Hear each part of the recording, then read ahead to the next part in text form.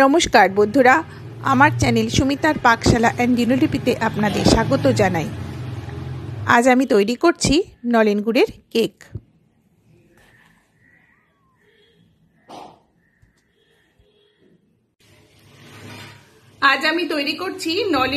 Cake.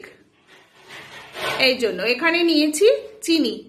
এটা হচ্ছে half cup নিয়েছি চিনি, হাফ কাপ না 1/4 কাপ চিনি নিয়েছি। চিনির মধ্যে একটু দারচিনি আর এলাচ দিয়েছি, যেহেতু আমি এখানে নলেন গুড়ের কেক তৈরি করছি।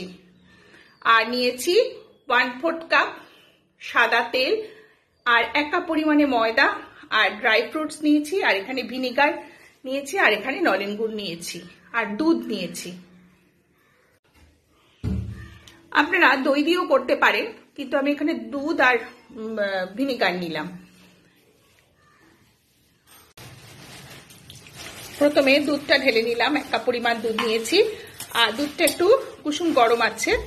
আর এর মধ্যে দিয়ে দিচ্ছি ভিনিগার। ভিনিগারটা দিয়ে একটু নেড়ে নিচ্ছি।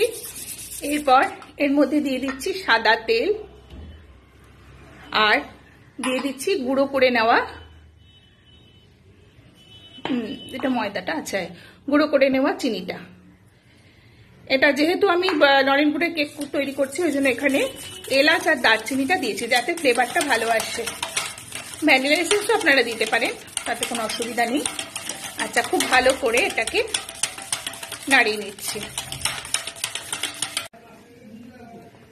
এইবার এর মধ্যে দিয়ে দিচ্ছি 1 কাপ পরিমাণে ময়দা। ময়দাটা দিয়ে খুব ভালো করে নেড়ে নিচ্ছি, মিশিয়ে নিচ্ছি। এটা অনেক বেশি স্টিকি স্টিকি হয়ে গেছে। এইবার এর মধ্যে দিয়ে দিচ্ছি 1 চামচ পরিমাণে বেকিং পাউডার আর হাফ চামচ পরিমাণে বেকিং সোডা।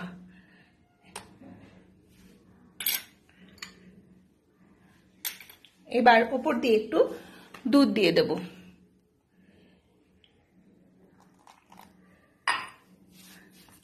এবার একটু নাড়িয়ে দিচ্ছি। দেখুন, অনেক সুন্দর ফ্লাফি মতো হয়েছে। এইবার আমি 1 কাপ পরিমাণে নিয়ে নিচ্ছি নলেন গুড়। একটা হচ্ছে এটা লিকুইড গুড়, যেটা খুব ভালো করে মিশিয়ে নিচ্ছি। এর মধ্যে একটু ড্রাই ফ্রুটস দিয়ে দিচ্ছি। একটু ময়দা মাখিয়ে রেখেছি ড্রাই ফ্রুটস গুলো, এই যে দিয়ে দিচ্ছি। এর মধ্যে একটা অ্যালুমিনিয়াম পাত্রের মধ্যে বাটার পেপার বসিয়ে এর মধ্যে ব্যাটারটা ঢেলে দিচ্ছি। একটু ট্যাপ করে নিলাম, নিয়ে তারপর আস্তে আস্তে উপর দিয়ে একটু করে সমস্ত ফ্রুটস গুলো দিয়ে দিলাম। দিয়ে আর ট্যাপ করব না।